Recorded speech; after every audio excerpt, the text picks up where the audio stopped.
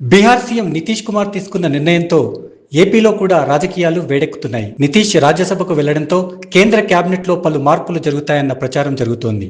ఈ విషయంలో BJP operation ఏంటన్నది ఆసక్తికరంగా మారింది. ఇప్పటికే బీహార్లో నాయకత్వ మార్పుపై కసరత్తులు జరుగుతున్నాయి. నితీష్ ను కేంద్ర కేబినెట్లోకి తీసుకోవడం ఖాయమని అంటున్నారు. పార్లమెంటు సమావేశాల తర్వాత కేంద్ర మంత్రివర్గ ప్రక్షాళనకు దాదాపు ముహూర్తం ఖరాయాలనే ప్రచారం ఉంది. అదే సమయంలో వివిధ రాష్ట్రాల నుంచి కూడా కొత్తగా కొందరికి అవకాశం ఇస్తారని అంటున్నారు. దీంతో ఏపీ నుంచి జనసేనకు కేంద్రంలో మంత్రి పదవి ఇస్తారన్న ఊహాగానాలు వస్తున్నాయి. ఇప్పటికే టీడీపీ నుంచి 2 మంత్రులు ఉండడంతో కొత్తగా జనసేనకు అవకాశం ఇవ్వాలన్న అభిప్రాయానికి వచ్చారని అంటున్నారు. అదే జరిగితే జనసేన నుంచి ఎవరు కేంద్ర మంత్రి అవుతారన్నది ఆసక్తికరంగా మారింది. ఈ విషయంలో పవన్దే తుది నిర్ణయం అవుతుందనడంలో సందేహం లేదు. త్వరలో ఏపీ నుంచి 4 రాజ్యసభ స్థానాలు ఖాళీ కానున్నాయి. ఇందులో ఒకటి జనసేనకు దక్కే అవకాశం ఉంది. ఇది ఎవరికి ఇస్తారన్నదే ఇప్పుడు ఆసక్తికరం. మంత్రిగా అవకాశం వచ్చే వారికి రాజ్యసభ ఇవ్వొచ్చని అంటున్నారు.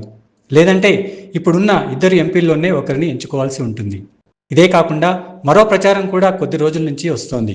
భవిష్యత్తులో లోకేష్ కు లైన్ క్లియర్ చేయడానికి పవన్ ను కేంద్ర మంత్రివర్గంలోకి తీసుకోవచ్చని అంటున్నారు. అప్పుడు లోకేష్ సీఎం కావడానికి ఇబ్బందులు ఉండవని చెబుతున్నారు.